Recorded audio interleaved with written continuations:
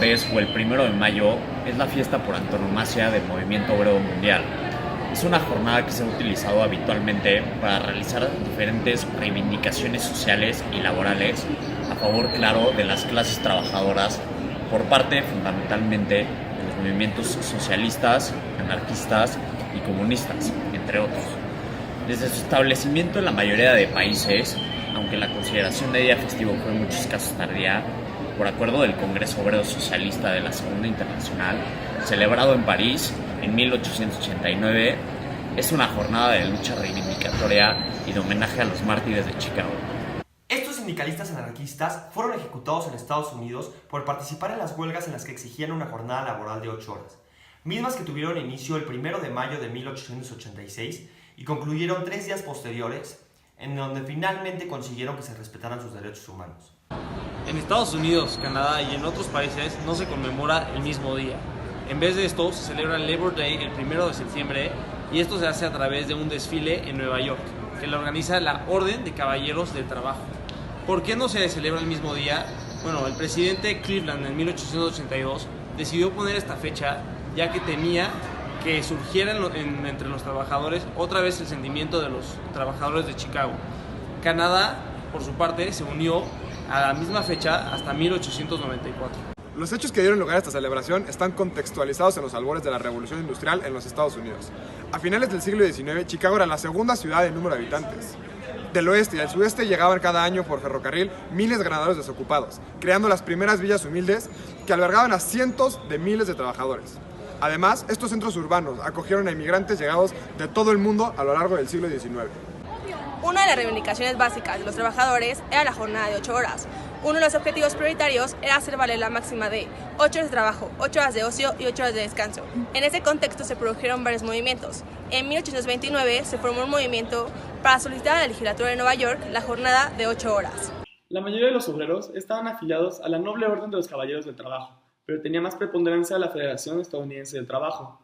En su cuarto congreso, realizado el 17 de octubre de 1884, esta había resuelto que el 1 de mayo de 1886 la duración legal de la jornada de trabajo debía ser de 8 horas, yéndose a la huelga si no se obtenía esta reivindicación y recomendándose a todas las uniones sindicales que tratasen de hacer leyes en ese sentido en sus jurisdicciones. Esta resolución despertó el interés de las organizaciones que veían la posibilidad de obtener mayor cantidad de puestos de trabajo con la jornada de 8 horas, reduciendo el paro.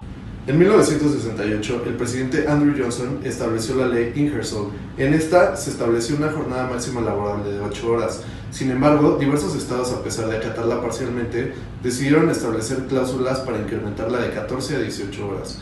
Ante esta situación, diversos medios periodísticos y movimientos sindicalistas de los Estados Unidos decidieron tachar al movimiento como poco respetuoso y antipatriótico. El 1 de mayo de 1886, 200,000 trabajadores iniciaron la huelga, mientras que otros 200,000 obtenían la conquista con la simple amenaza de paro en Chicago, donde las condiciones de los trabajadores eran mucho peores que en otras ciudades del país. Las movilizaciones siguieron los 2 y 3 días de mayo. La única fábrica que trabajaba era la fábrica de maquinaria agrícola McCormick, que estaba en huelga desde el 16 de febrero, porque querían descontar a los obreros una cantidad de sus salarios para la construcción de una iglesia. La producción se mantenía a base de esquiroles. El día 2, la policía había disuelto violentamente una manifestación de más de 50,000 personas. El día 3, se celebraba una concentración enfrente de sus puertas. Cuando estaba en la tribuna August Spice, sonó la sirena de salida de un turno de rompehuelgas. Los concentrados se lanzaron sobre los scabs, comenzando una pelea campal. Una compañía de policías, sin aviso alguno, procedió a disparar a quemarropa sobre la gente, produciendo 6 muertos y decenas de heridos. A las armas. Ayer, las mujeres y los hijos de los pobres lloraban a sus maridos y a sus padres fusilados, en tanto que en los palacios de los ricos se llenaban los vasos de vinos costosos y se bebía la salud de los bandidos del orden. Secad vuestras lágrimas los que sufrís. Tener coraje, esclavos, levantaos. La proclama terminaba convocando a un acto de protesta para el día siguiente, el 4 a las 4 de la tarde, en la plaza Haymarket. Se consiguió un permiso del alcalde Harrison para hacer un acto a las 19:30 en el parque Haymarket. Los hechos que ahí sucedieron son conocidos como la revuelta de Haymarket. Concentraron en la plaza de Haymarket más de 20,000 personas que fueron reprimidas por 180 policías uniformados. produciendo un muerto y varios heridos. La policía abrió fuego contra la multitud, matando y hiriendo a la mayoría de ellos. Se declaró el estado de sitio y el toque de queda, deteniendo a centenares de personas, trabajadores, golpeando, torturando y algunos acusados asesinados por el Estado. Estos hechos represivos fueron apoyados por una campaña de prensa con citas como «Qué mejores sospechosos que la plana mayor de los anarquistas», «A la horca a los brutos asesinos, rufianes, rojos comunistas, monstruos sanguinarios, fabricantes de bombas, gentuza que no son otra cosa que el rezago de Europa que buscó nuestras costas», entre otras planas que estuvieron en los periódicos. La prensa reclamaba un juicio sumario por parte de la Corte Suprema, responsabilizando a 8 anarquistas y a todas las figuras provenientes del movimiento obrero. El 21 de junio de 1886 se inició la causa contra 31 responsables, que luego quedaron en 8. Las irregularidades en el juicio fueron muchas, valiéndose de todas las normas procesales en su forma y fondo, tanto que ha llegado a ser calificado de juicio farsa. Los juzgados fueron declarados culpables. 7 de ellos fueron condenados a prisión y 5 de ellos fueron condenados a muerte, los cuales serían ejecutados en la horca. El detalle de las condenas es la siguiente. Condenados a prisión fueron Samuel Fieldman, inglés, de 39 años, pastor metodista y obrero textil, fue condenado a cadena perpetua. Oscar Neeb, estadounidense, de 36 años, vendedor, fue condenado a 15 años de trabajos forzados. Michael Schwab, alemán, de 33 años, tipógrafo, fue condenado a cadena perpetua.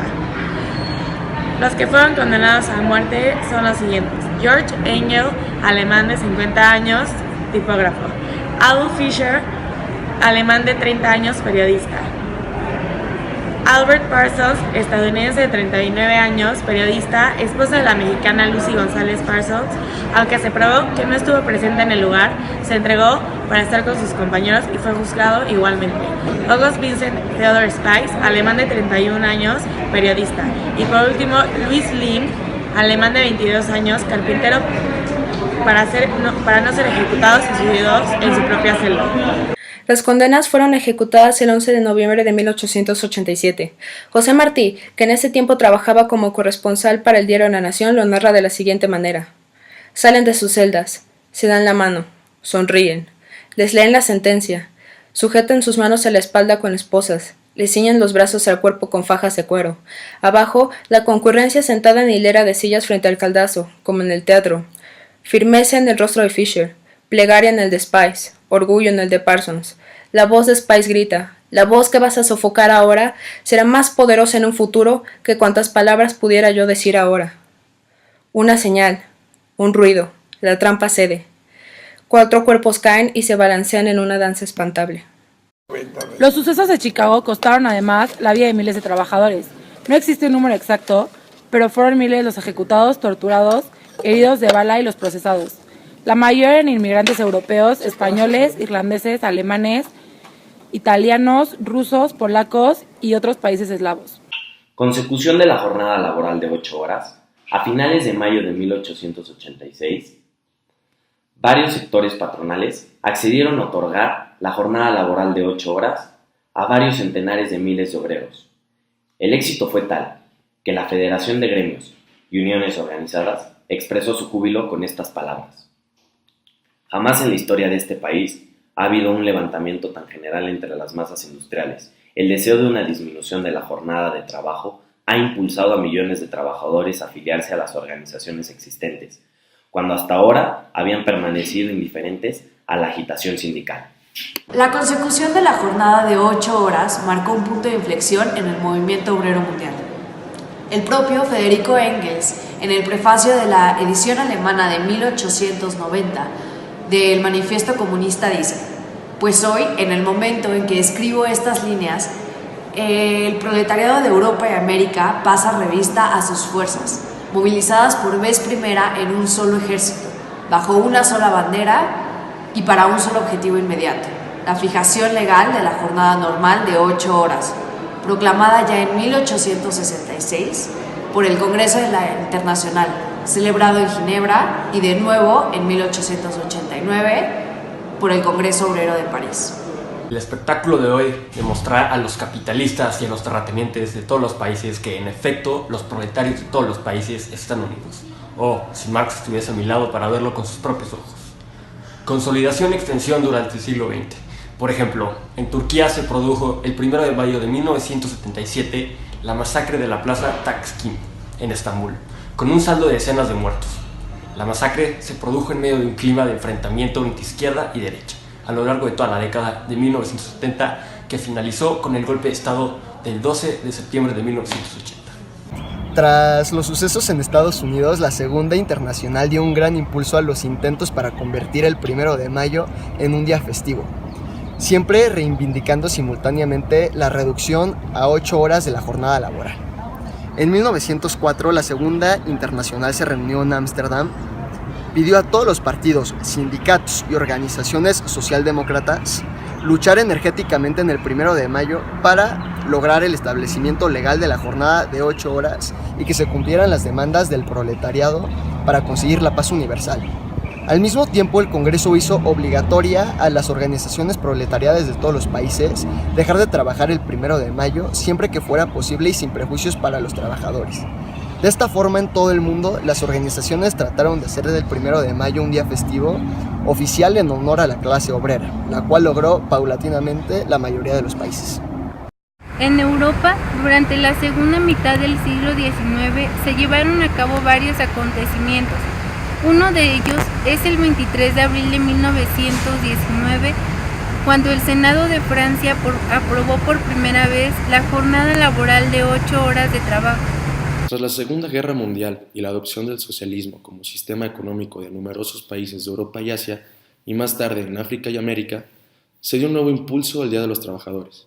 Al tiempo que en los países capitalistas de Europa la influencia de los partidos de izquierda crecía y con ellos las celebraciones en este día, por tanto, el 1 de mayo se convirtió durante la segunda mitad del siglo XX en un día de grandes celebraciones oficiales, manifestaciones populares y desfiles militares en países como la Unión Soviética, donde se hicieron célebres los grandes desfiles frente al Kremlin de Moscú y el mausoleo de Lenin, la República Democrática Alemana o China.